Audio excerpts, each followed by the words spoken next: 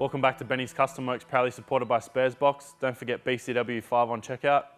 If you've been watching the channel for a while, thanks guys, we really appreciate the support. If you're new to the channel, please consider subscribing. Today we're on this MX5, it's an NB, it's about a 2001 model. This is actually Gian's uncle's personal car. He's had this thing since brand new, and it's come to the point where obviously he's driven it a lot and it really needs some love. So the job we're gonna tackle today is gonna be replacing the soft top. This is not a small job. I've never done it before.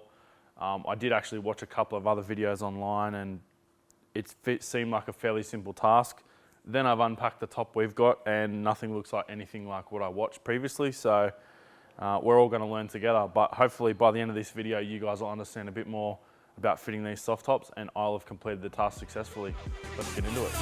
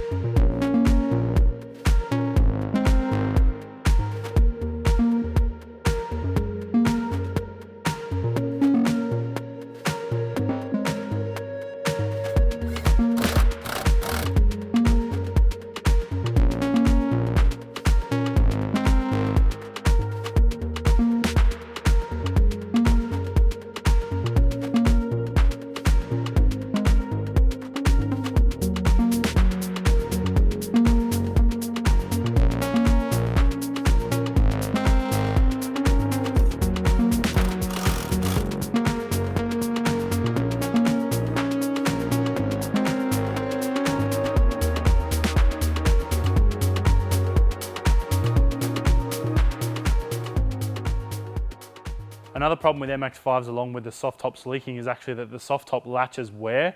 It's actually just quite a small contact point that wears off the latch, and apart from that, the latch is fully functional. So a way I've worked out to repair them is actually to drill and tap one side of it and then put a grub screw or a short button head cap screw into the actual end of the catch.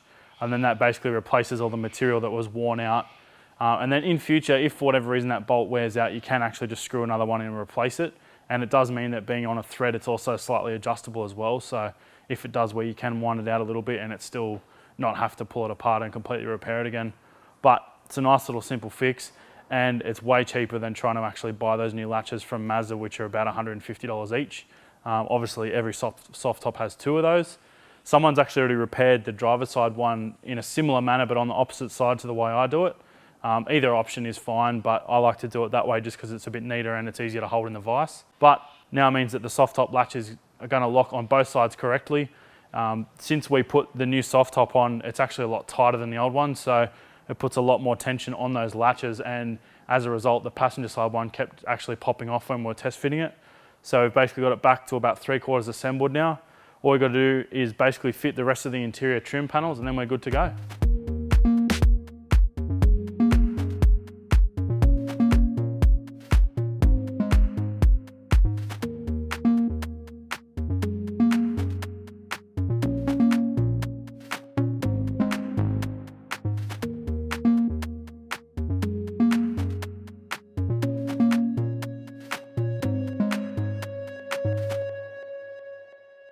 Well, today's been challenging to say the least. I've definitely been out of my comfort zone getting this soft top on. All in all, I'm super happy with how this has come out. It's really nice and tight. There's a few little sort of gatherings in it at the moment, but I feel like once that's in the sun, especially once it's been wet a couple of times, it should just tighten right up. Obviously, being that it was folded up in a box for however long, months if not years since it's been made, I think, yeah, it's come out really well. And full props to the company that did make this soft top too, because it just fitted really well. Once we kind of worked out a few of the little changes opposed to an OEM soft top, it went in really well.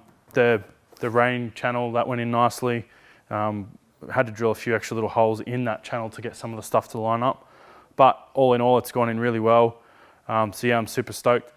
Anyone who's keen for a BCWT, we've just done a massive restock, so check out the website, bcw.com. Also, if you're online looking for parts, check out sparesbox.com.au and BCW5 on checkout. Thanks for watching, guys, and we'll see you next time.